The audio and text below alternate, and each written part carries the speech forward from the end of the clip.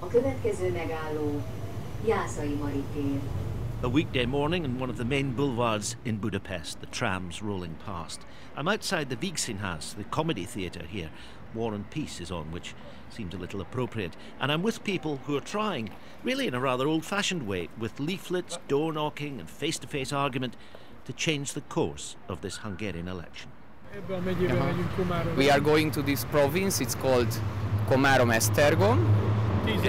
They're passionate, and they meet here every day, volunteers with piles of leaflets, off to try to persuade voters around the country to support whichever candidate in their district has the best chance of beating the Fidesz party of the Prime Minister Viktor Orbán. That is actually our mission with the Nyomtassteis movement, with the Print It Yourself movement, because we realized that Orbán and his party and oligarchs close to him, they bought the entire regional media. Imagine if BBC would broadcast only anti-immigrant and xenophobic propaganda like 24/7. Irány, menjünk.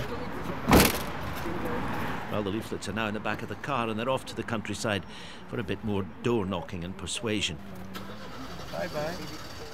This campaign reveals one of the most important features of this election, one that's rather pleasing to the Prime Minister, the presence of a splintered opposition. You get the picture from the forest of posters hanging from lampposts on every boulevard. Budapest is emphatically not Orbán territory, so his face isn't everywhere. Most of the Fidesz posters seem instead to be attacking the United Nations or George Soros, the Hungarian-American philanthropist, critic and an Orbán enemy. It's an argument about two kinds of democracy. Én a demokráciában hiszek, és semmiképp nem. Peter Juhász, leader of the anti-Orbán Egypt Party. Szisztematikusan lebontotta a demokratikus intézményre. I think the Fidesz government is not democratic. They systematically deconstructed the democratic institutions in this country. The governing party has such an overwhelming power that the opposition parties don't really get to effectively put their message across. So what does this portend for the vote on Sunday? I've come to the magnificent Parliament building on the banks of the Danube, surrounded by groups of tourists, to meet the political analyst Tamás Boros. I think there will be no big changes compared to the last election. Maybe this time it won't be a two-thirds majority because in the last few years there were many corruption cases linked to Fidesz politicians and ministers. The big question is only who will be number two. Jobbik, the far-right party, could be the biggest opposition party. What kind of parliament would that produce? It really depends on the strategy of Jobbik. As you mentioned, Jobbik used to be a far-right party, a quasi-Nazi party a decade ago. But in the last few years, they've been following a so-called mainstreaming strategy. So they tried to become actually a center-right party, a more pro-European one without any radical rhetorics.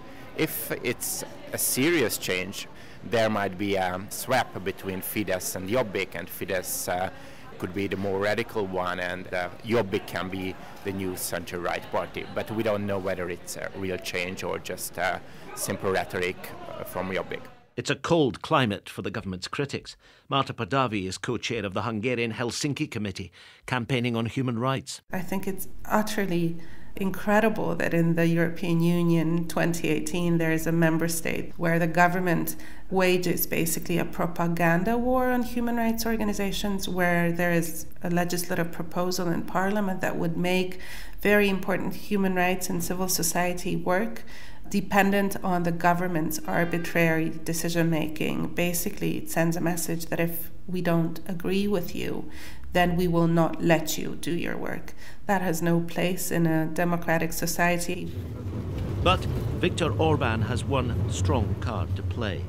There are complaints about health service and education, how familiar that sounds, but he has by his side the politician's friend, a growing economy.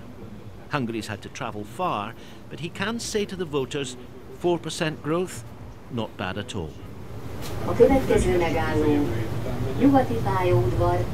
This is no bread and butter election. Liberal forces, of which Orbán was once a part when the Soviets were leaving, say the democratic gains of 3 decades are now at stake. The Prime Minister, riding high on the anti-immigrant wave that has served his politics so well, says his nationalism is what Hungarians really want. The closing of the polls on Sunday on these eastern ramparts of the European Union, whatever the voters have said, won't settle that argument.